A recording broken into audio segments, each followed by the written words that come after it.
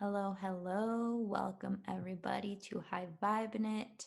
Welcome all our super fans who are here every week with us. Welcome to anybody who is new. We are here to help you live your best life, embrace more flow, more ease, to utilize your imagination for positive creation, and to just live your best life in whatever meaning or definition that means to you.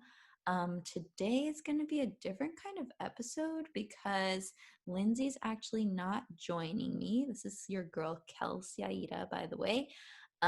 Lindsay's not here because she is so busy doing hypnotherapy, which is awesome, and so busy working one on one with people that we were trying to find a date to record this episode, and it was like nearly impossible.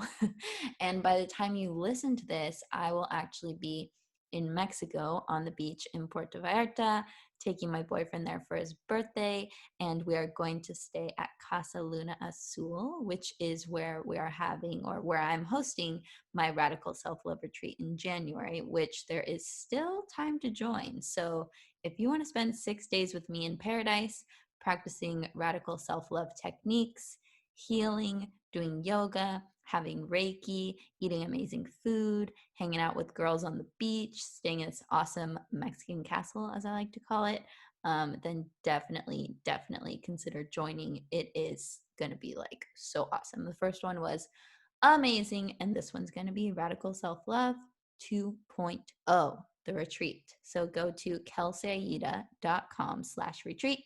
I'll put the link in the description for you guys. Yeah. So Lindsay's not here. It's kind of weird. I'm just looking at myself on a Zoom call to record this. And I miss her. Lindsay, if you're listening to this, I miss you. And I'm happy that you are so busy doing good work that we couldn't even find time to make this call happen. But in her defense, I did lay it on her last minute that I was going on vacation to Mexico and I wasn't going to have good Wi Fi. So I was like, we need to get an episode up so I can just schedule it to post on the right date. So here we are. And without further ado, to give you a brief little background on today's episode and topic wise, what I'm wanting to talk about, I thought it would be really beneficial and nice to just have a candid and open conversation about happiness, because I think that it's safe to say anyone who's into personal development and healing work and manifestation and creation and all these juicy, wonderful things is looking to create more happiness in their life, right? Like, raise your hand if you feel like you would enjoy being happier. I think anyone would. And so it's really timely because I just wrote my second book called Affirmations for Happiness. And it's a really gentle guidebook to kind of give you all these beneficial perspectives and thought patterns, AKA affirmations or mantras, whatever you want to call them, to shift your perspective in order to open yourself up to more happiness. Because I feel like happiness is always available for us, but it's just a matter of if we are open to it or not. And when I say always available, I don't mean in every single moment. Like, obviously, when you're in the depths of grief, like, I don't expect you to be able to access happiness. Or if you're super stressed, like, you're probably not going to get there either. And that's okay. And actually, part of what I'm going to teach you today about cultivating more happiness is to stop judging yourself when you're not happy, because that will actually lead to such a happier life. Because one of the things we do in the personal development, self-empowerment community, not on purpose, but I think it just happens over time, is that you create this pressure for yourself. Like, I have to feel good all the time, otherwise I'm not doing it right. Happiness is the only emotion that I value, and everything else is just stupid and lame, and I hate it. Um, and having this one sided view of emotions ultimately causes more unhappiness in our lives, because we're constantly judging ourselves if we're not happy, which is crazy because the judgment, over and over, a practice of judgment, is going to lead you to have like your most unhappy life.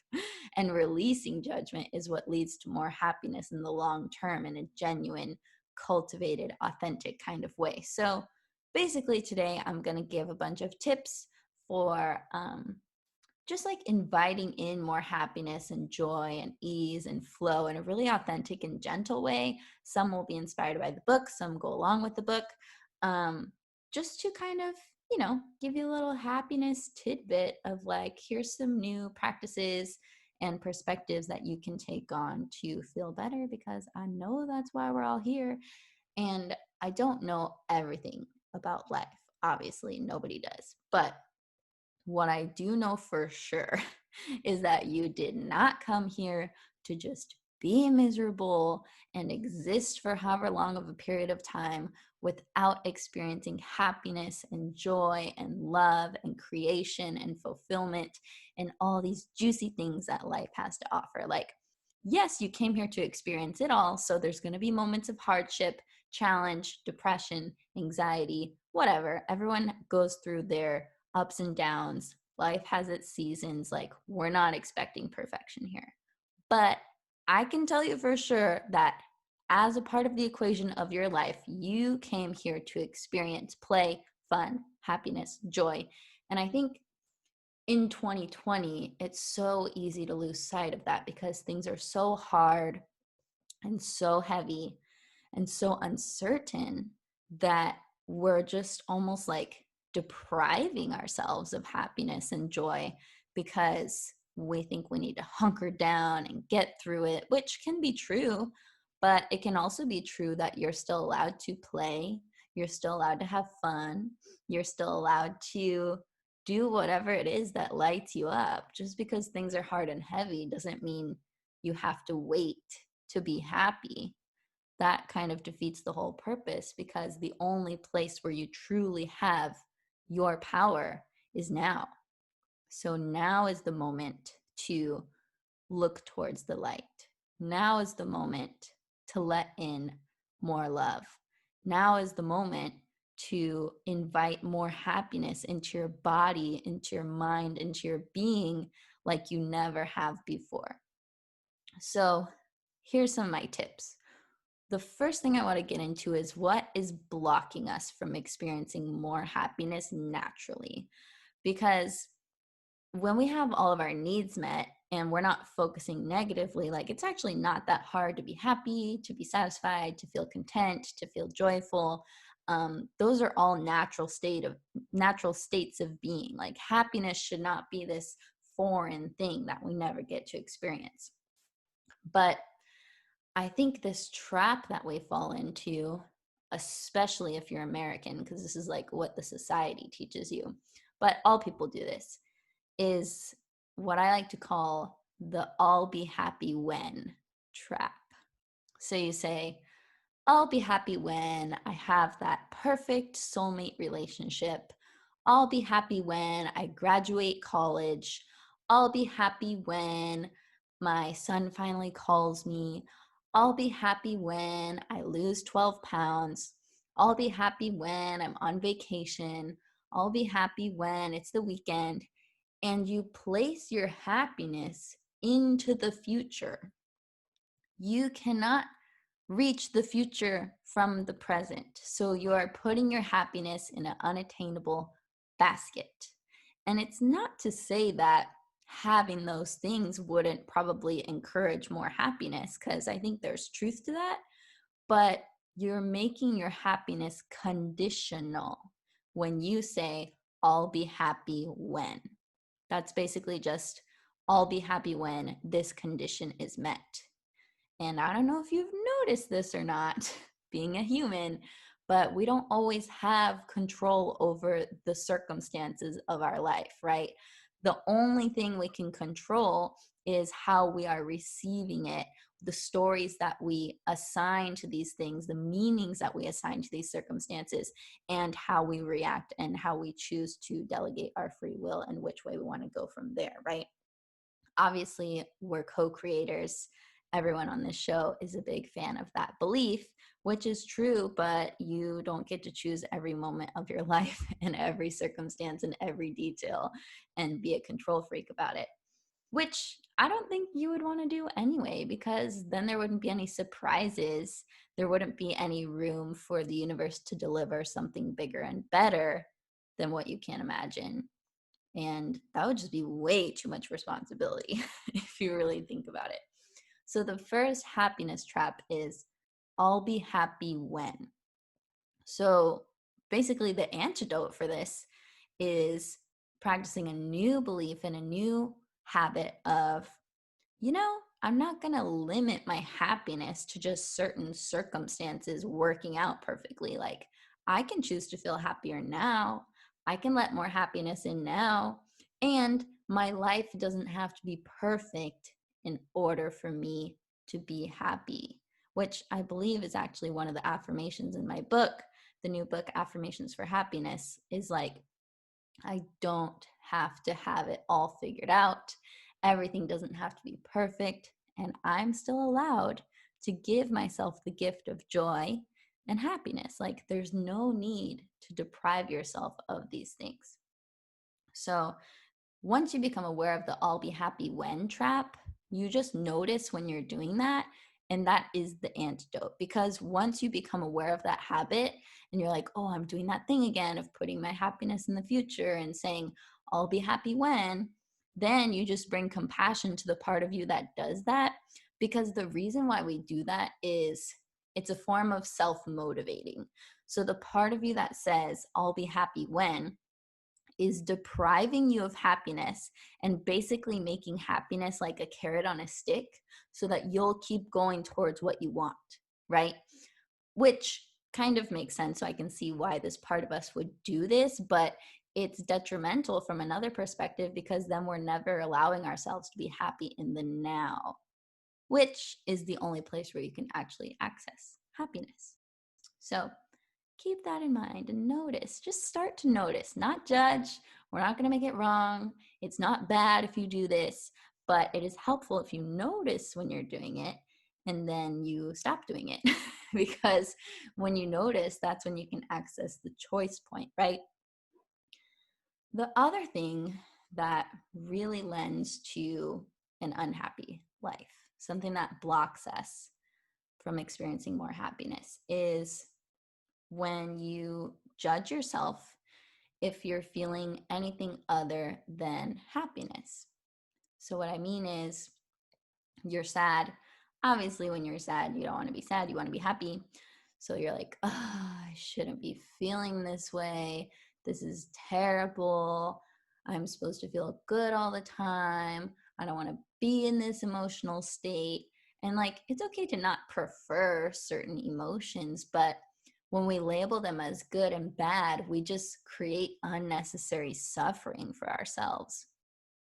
If you're sad and you have this other narrative of, it's okay for me to be sad sometimes, it doesn't mean anything's wrong with me, it doesn't mean anything's wrong with my life, it doesn't mean I'm not going to feel better in an hour, then that has a totally different vibration and a totally different energy around it, where you're living in a space of non-resistance and non-judgment. And that ultimately is what really can help to create a super happy life. Because it's like, no matter what emotional state you're in, you'll feel good about it and you'll feel okay about it because you know how to validate how you feel, you know how to hold space for yourself, and you know that ultimately, just because your feelings go up and down doesn't mean your life is bad, doesn't mean you're not living a happy existence.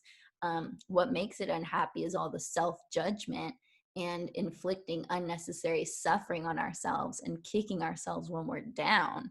But it's interesting because when you can hold space for any and all emotional states that you're going through, you will naturally process them pretty quickly because you'll be in a state of non-resistance, and you'll just keep coming back to your natural state of joy, which is why it's so important, in order to live your happiest, most joyful life, to not resist the emotions that don't look like happiness and joy.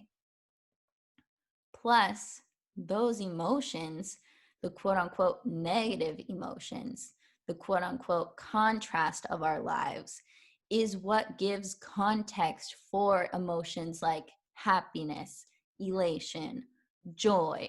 Like, if you didn't know what it felt like to be unhappy, then when you were happy, it wouldn't be anything special. It wouldn't feel better. Like, you have to have both to compare them to each other and to have that context and that contrast. So, what I'm saying is, every emotion has its value, has its medicine, has its lessons to teach us. And when we can recognize that in the moment, we will suffer so much less, feel so much more thankful, and return to our natural state of joy and homeostasis much more easily over and over again. Because ultimately, happiness is a practice and a choice.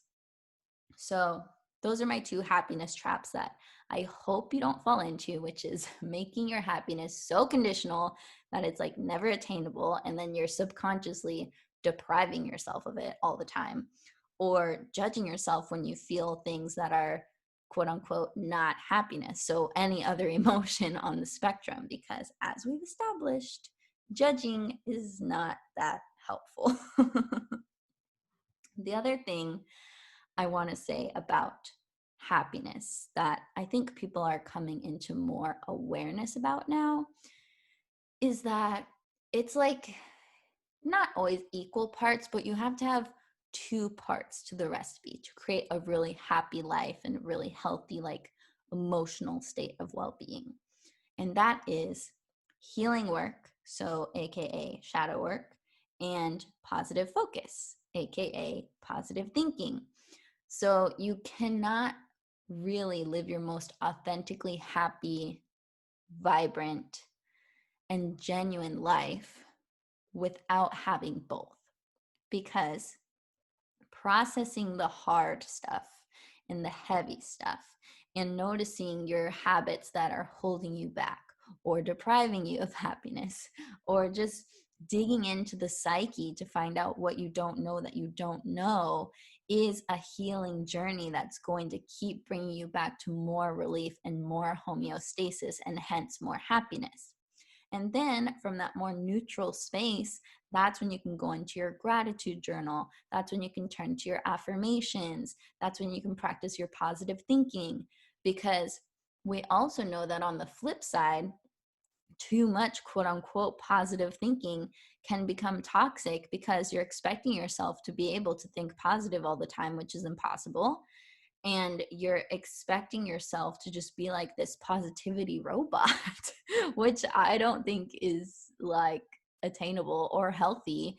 And that's when you start to bulldoze how you really feel if you don't feel happy, right? So you're like, oh, I have to be happy, I have to be positive, but you don't genuinely feel that. And so you're just creating discord on the inside. So, in my practice of coaching people one on one, and in my personal life of being someone who went from super clinically depressed for 3 years to one of the most happiest and fulfilled people that I know, like, this journey requires the shadow and the light, the dark and the light. You cannot just be in one space all the time and expect that to fix your life. Like, this is a holistic experience where when you really embrace the entire journey, it's so much easier to be happy and to feel happier more of the time. And we're not even saying here that you have to feel happy all the time. That's a silly goal because it's impossible and you're a human. But it is nice to work towards embracing happiness more often, because at the end of the day, it's like I have however many moments here on earth, like time wise. How many of them do I want to be stuck in this emotional state? And how many of them would I rather just be in this more enjoyable emotional state? Because once you get past the labels and the judging and the right and the wrong, it just becomes about like, where do I prefer to spend more time? How do I want to feel more often? And that's when you can get really conscious and really intentional about feeling better, being happier, and ultimately creating more joy in your life so you can enjoy the ride more. Like, we don't get to be here that long. So it's nice when you have these tools to help you to really extract the juice out of life and feel good about it and have fun in the process. Hey there, thanks for watching this video. If you'd like to watch the extended version where you get the full podcast episode in a video format, just go to patreon.com/highvibe. The link is in the description. That's where you can become a supporter of the show, listen to all the episodes via video format, and each week you get extended versions of the show, meaning you get to see the pregame behind the scenes, and also you get an extended interview with whoever we're guesting, or if it's me and Lindsay, we usually pull cards for you guys, fun stuff like that. So go check it out. There's lots of cool goodies, including a free copy of my book, a free audio hypnosis from Lindsay. She's a hypnotherapist. And yeah, we just want to give you all the goods, all the content. So head over to patreon.com/highvibe to become a Patreon.